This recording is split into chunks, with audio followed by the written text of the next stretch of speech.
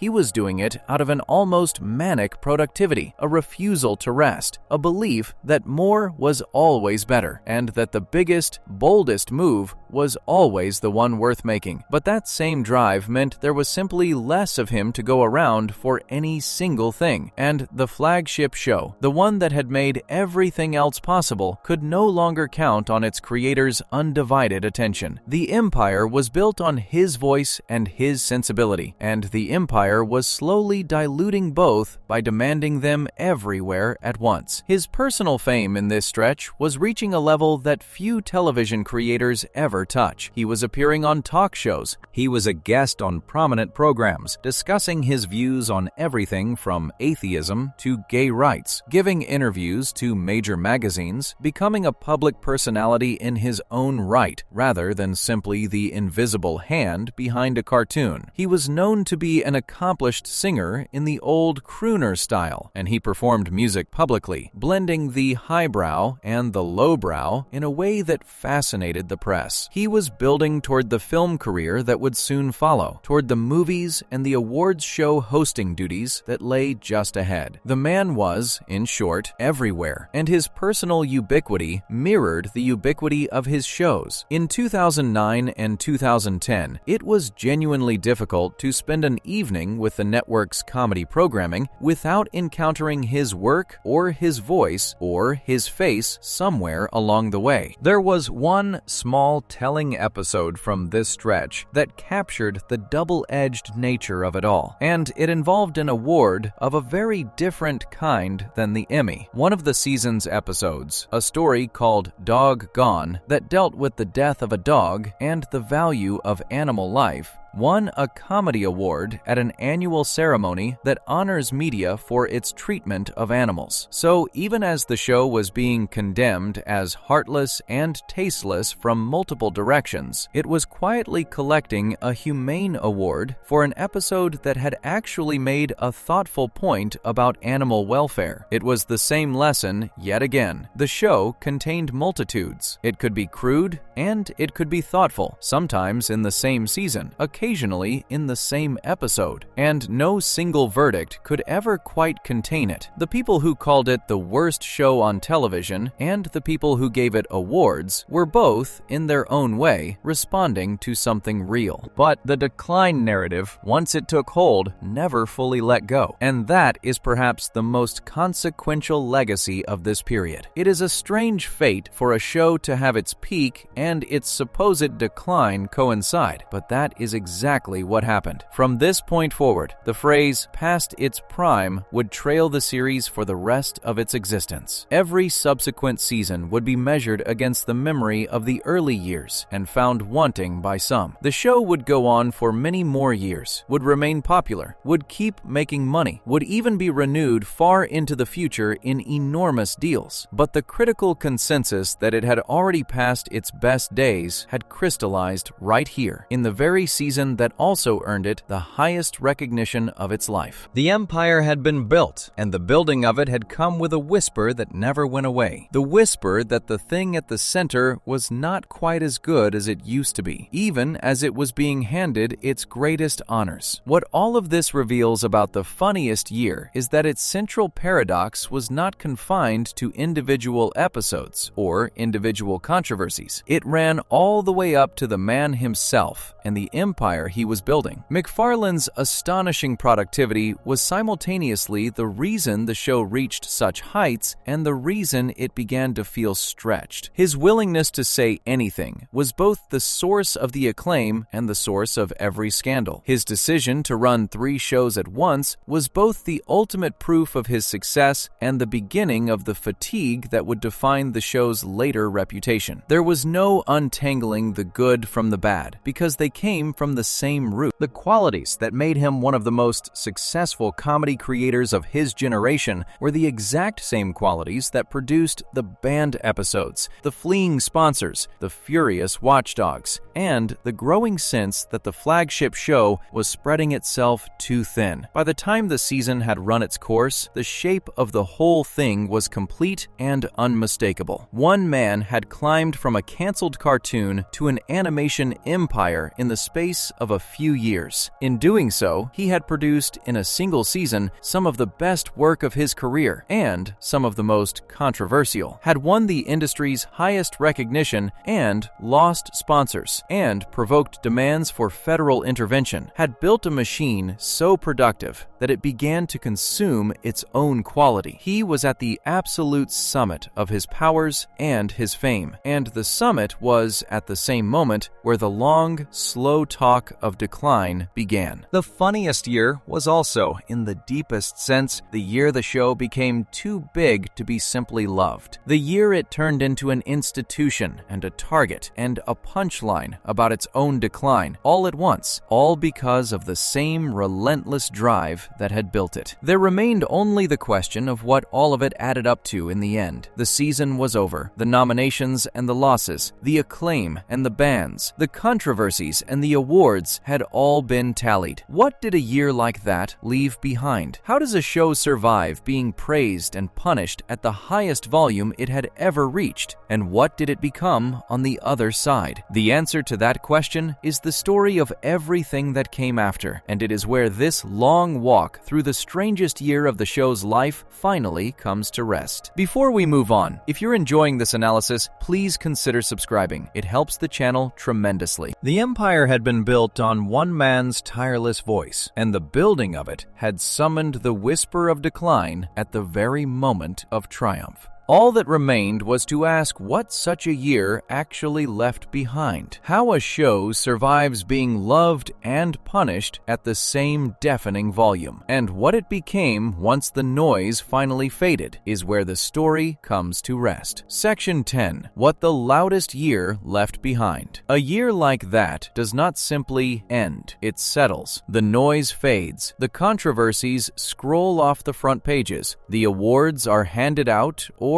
not handed out. And slowly, the dust drifts down onto everything and reveals the shape of what actually happened. When the dust settled on the 8th season of Family Guy, on that stretch running from the autumn of 2009 through the spring of 2010, what it revealed was a single, strange, undeniable truth. The funniest year and the worst year were not two things that happened to share a calendar. They were one thing seen from two sides. The show had been praised and punished at the same deafening volume, and the praise and the punishment came from the same source, flowed from the same qualities, and could never be pulled apart. This final stretch is about what that year left behind, both for the show and for the people it touched, and about what it means that a series can reach its peak and its most dangerous moment in the very same breath. Consider first the sheer accounting of it, laid out plainly. In a single 12-month span, the show became the first animated program in nearly 50 years to be nominated for the top comedy prize in all of television. It produced what many consider the finest episode of its entire run, an inventive, ambitious, beloved half-hour that would sit atop fan rankings for years and earn its director an Emmy for animation. It made a daring, stripped-down, experimental episode that answered its harshest critics and reached genuine emotional depth. It built an elaborate, loving tribute to the most famous film saga on Earth. And, in that exact same span, it feuded with a former governor and vice presidential nominee on national television, lost a global corporation as a sponsor, drew a formal demand that federal regulators investigate it for indecency, provoked the leading advocacy organization in its field to take its concerns to the network, was named the worst show of the week again and again by a watchdog group, and made an episode so sensitive that its own network refused permanently to let America see it. Both of those lists describe the same show. Both describe the same season. Neither can be understood without the other. The awards themselves tell the paradox in miniature because they came in pairs of triumph and defeat. The show had been nominated for the highest comedy honor, and it lost to a sharp behind-the-scenes comedy that dominated that category for years. The song from its most notorious episode, the one that had drawn the wrath of a national political figure, was nominated for an Emmy for its music and lyrics, and it lost, too, to a piece from a different program. Even the recognition the show did receive was shadowed by the recognition it just missed. It was a year of nominations and losses, of arriving at the biggest stages in television and walking away empty-handed, of being taken seriously enough to compete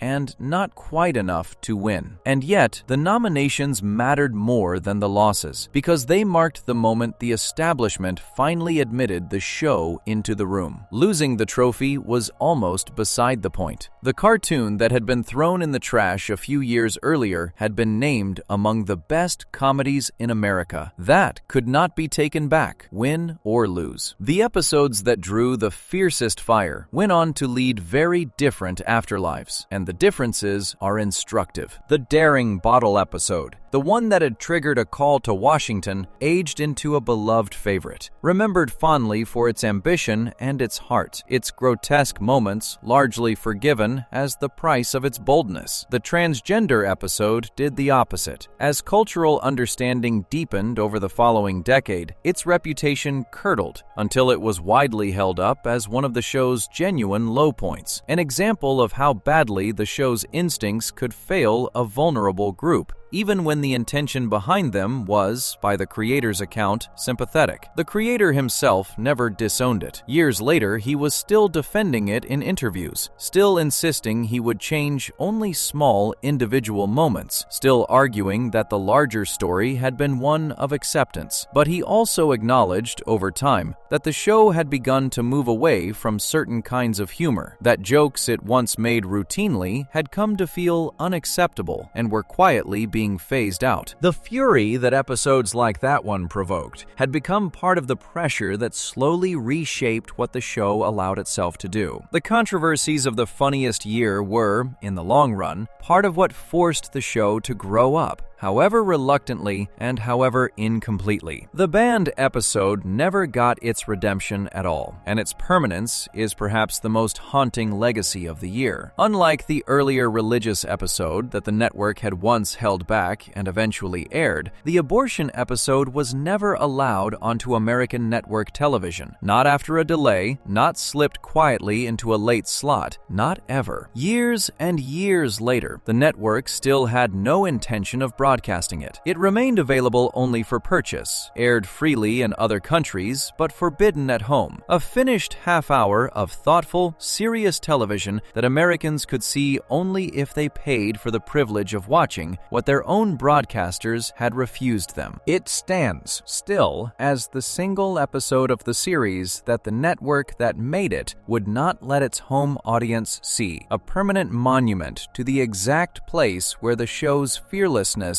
met a wall it could not push through. And the reason for the wall was never that the episode was cruel. Its own network president admitted it was handled well. The reason was money and nerves and a fragile economic moment, and the one subject that frightened the advertisers more than any other. The show could joke about the Holocaust and stage a character eating waste and feud with a former governor, and all of it reached American living rooms. A careful, Sagan-inspired half-hour about a woman making an agonizing choice could not. That contrast, more than any other single fact, captures what the year revealed about the show and about the industry that carried it. There were human beings at the center of these storms, and it is worth remembering them, because they are easy to lose behind the noise. The actress who voiced the young woman with Down syndrome, and who herself lived with the condition, emerged from her controversy not as a victim, but as its most memorable voice, having stepped forward to defend the show and to speak for herself in words that ricocheted across the country. She had insisted that the joke was hers to laugh at, that it was aimed at power rather than at the vulnerable, and that she resented being spoken for by someone who had never once asked what she thought. Her contribution to the whole affair was a reminder that the people these controversies claimed to be about had voices of their own, and that those voices did not always say what either side expected. On the other side stood a family defending a child they experienced as under attack, and their hurt was real too, however the larger argument went. The confrontation between them raised genuine questions about who gets to speak for whom, about the difference between mocking the powerful and mocking the powerless. Questions that outlived the episode that provoked them, and behind all of it stood the one man whose voice was, quite literally, every voice on the show. He came through the year not chastened, but expanded, his empire intact, his ambition undimmed, moving already toward the films and the awards show stages and the wider fame that lay just ahead. He never apologized for the year. It was not in his nature. He had stated his philosophy plainly, that the risky choice was almost always the right one, that a show was better off going out taking real chances than resting on its laurels, and the funniest year was that philosophy carried to its absolute limit in every direction at once. The same drive produced the masterpiece and the disaster, the tribute and the scandal, the historic honor and the band finale. There was no separating them, because they were never separate. They were the same restless refusal to hold anything back, pointed at beauty and at grotesquerie with equal force. And the year was simply what happened when a single person with that philosophy was handed that much power and that much reach. The decline narrative that took root in this season never fully released its grip, and that too is part of the inheritance. The strange fate of the show was to have its peak and its supposed decline announced at the same time, so that the phrase "past its prime" would trail it for the rest of its life. And yet, the show endured, and endured, and endured. It kept running long after that season, kept drawing audiences, kept making money, kept collecting the occasional award and the frequent condemnation in roughly equal measure. It was renewed again and again, eventually in enormous deals that stretched its life years into the future. The show that had been canceled once and resurrected once proved, across the decades, nearly impossible to kill. Whatever the critics said about its decline, the audience kept coming, and the network kept ordering more, and the characters kept talking in that one man's endlessly versatile voice. The whisper of decline turned out to be survivable, even permanent, a companion the show simply learned to live with, while it went on running for longer than almost anyone would have predicted on the night it first came back from the dead. So what, in the end, does the funniest year actually mean? It means that the qualities people loved about the show and the qualities that got it into trouble were never two different things. The willingness to go anywhere was the whole appeal, and it was the whole danger. The fearlessness that produced the Parallel Worlds episode and the Daring Bottle episode was the same fearlessness that produced the Transgender Firestorm and the Band finale. The ambition that built an empire was the same ambition that stretched the show thin and summoned the talk of decline. A show cannot be that bold in one place and cautious in another. It is one voice, one sensibility,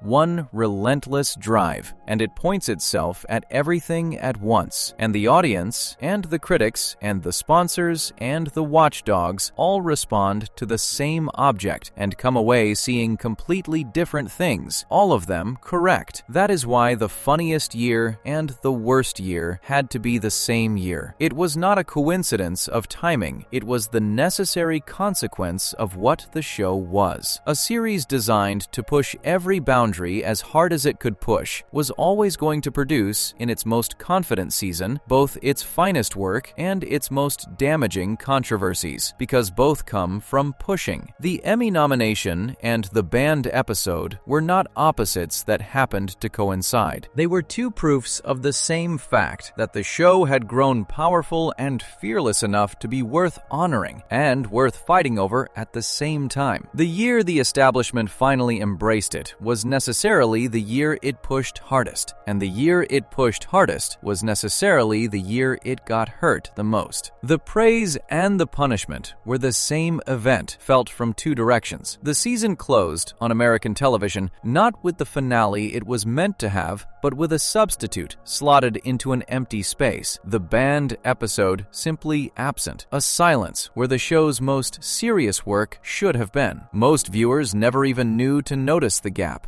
They had reached the end of the strangest, loudest, most celebrated, and most punished year of the show's life, and the final beat of it, for them, was a quiet absence they could not see. Somewhere, a finished half-hour of television sat, complete and forbidden, aired in distant countries and buried at home. It is the perfect image to end on. The funniest year, at its very last moment, left behind a silence, an episode too honest to air, sitting in the dark beside all the honors and all the scandals, waiting for a broadcast that would never come. The show survived it and thrived and went on for years and years, but it never quite escaped the truth that season had taught it, that the best of what it could do and the worst of what it could do were, in the end, exactly the same thing. If you enjoyed this video essay, make sure to subscribe, and I'll see you in the next video.